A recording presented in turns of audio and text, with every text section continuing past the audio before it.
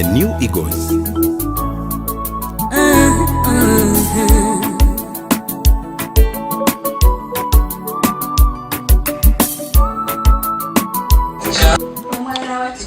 Ulira akagamba ako mwana wattu nkagadde mu mwekugaliza amaanyi. Otyo? Ye.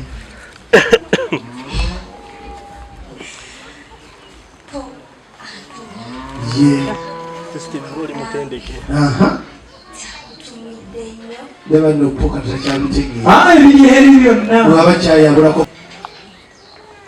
Era nakwebaza. Okumukkiriza. Aha.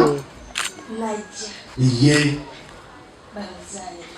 Yakkiriza ddala okumuzaala yawedde. Wangi? Era ntumye. Otyo? Petro nikakkana. Tokkana tofaayo. Bandigambirawo nti nawe bakutumye best man yabutu. Nedda. Awo siwe guli. Kubanga best man obuzi buno. Ali kitereke. Nagamba nti akutumidde akalabo kano. Otyo? Nti era okalyeko kawoomerwe. Ye. Era nti ne kala yaako nga bweri ya kiragala. Byo byabataddamu. Ebitaala wulira engalo ezo. Bali mu ngero 23 ebitaala byabate ebya green Yesu byayetaaga. Akokulya kano nako katono nnyo. Yawutyo? Naye obuwoomo bukalimu bungi. Era akusabirako kakuwoomere. Kale. Kale. Bumuwe bugweyo nange mama wa Florence nange namunona. Namuwa bikibugu naye nampe obuyundo bukupanga tuweeyo. Waawo. Twaliwo. Oyo amuwadde akafuba emulago ka mpisa omukaaga ye akamuweeredde wano. Bwereere. Olabe? Okay. Aha. Ulya school fees. I welcome you to our family. Aha. You're most welcome. Yeah. Paul has sent me to tell you that I love you so much. Ulya school fees mama. When you're walking, he's having ate nabwe kulina bwobuuza kwesawani yabiraba wali. Kiri wano. Paul has given this flower. But whatever sits you, this is like rose. You look like a flower in his heart. Okay. When he sees you around, he's seeing the flower. Ulya akaana kakwete bayite ekimuli. Nobeera nebbaawo nga buli kaseera tolaba nga kimuli olaba nga kigajji. Kwegamba ng'ebintu bitabuka. Nebanga kumawo nga tekigajji kikyo. Thrown down in the throat. It's just going down. Okay. He loves you so much. Kale. N'omulala akakwate. Lawrence. Yeah. Paul amenituma. Ameniambia nikueleze hivi. Efiza akuze ye mukulu. Amenituma. Nikupatie hii soda. Obuzibu kumngamba nti nga yanukubiddemu obifunze. Na hii juice. Amesema kuwa Zaburi 20:23 inasema nga vile kikombe yangu nale kwa mama kwa East Africa kono tu nyonyoro.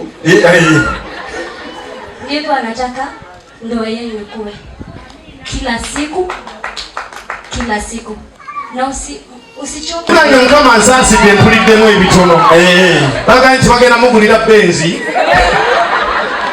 Ninga bwempulidde. Empulidde benzi sikwe kupenda. Otyo abaliriza kale mumukwasa ekirabo bwe mumalo kimukwasa mumutwala atuleko wali awalipo olulugwe taata tweyanzeeke ono mutabani wange agenda muyimbira nga ajjaawo bamukwasa akazindaalo taata tweyanziza amazima gava mutima lava enywezeza ensimbi amakondo sirina kyenjogera wabula ebintu by'omukwano bikusobera Zembadde watapu ngamba kyoso mwana w'omukazi anzikakkaniza sirina buddukiro kuno kusereza yagala binyuma ogenda n'oyogera nempulira okuzeketerera mu mutima olina manyi watali injini yobatikini ebituuka negaggwamu wabula oneesobolera bannange okwagala yagala bitamiza ebintu by'omutima bino bya mutima leero nkusuubiza siri kukatika siri kukyawa era nkusuubiza talitwawula liva magombe nkusaba mpaggalwa nti omukwano tugukwase Katonda leero nkusuubiza siri kukatika siri kukyawa era nkusuubiza talitwawula liva magombe nkusaba mpaggalwa nti omukwano tugukwase Katonda olwaleero njagala okimanye nti byenjogera si kukusutirira bebi bano abalala mbaleseewo lwakuba senga gwe yakumalirako bute tolimenya mutima tolinkubya nkuba nga nkulinda toliyuza mutima okwagala okujjudde ddala siku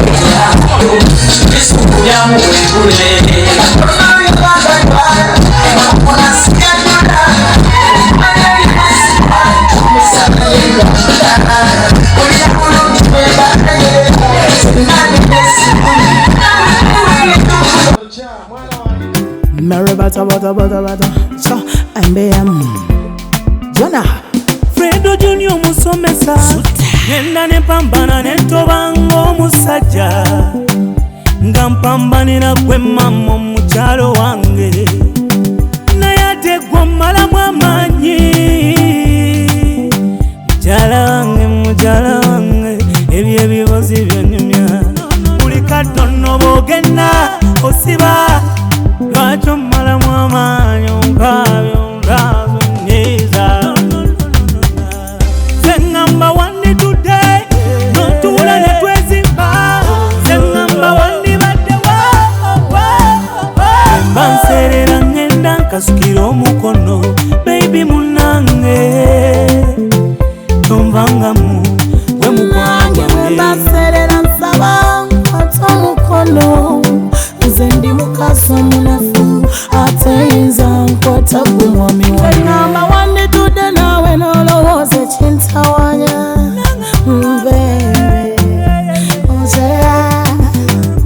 oluusi mutunenya nnyo nammwe naye nammwe mwetala nnyo switi ntunuulira ze ndi munafu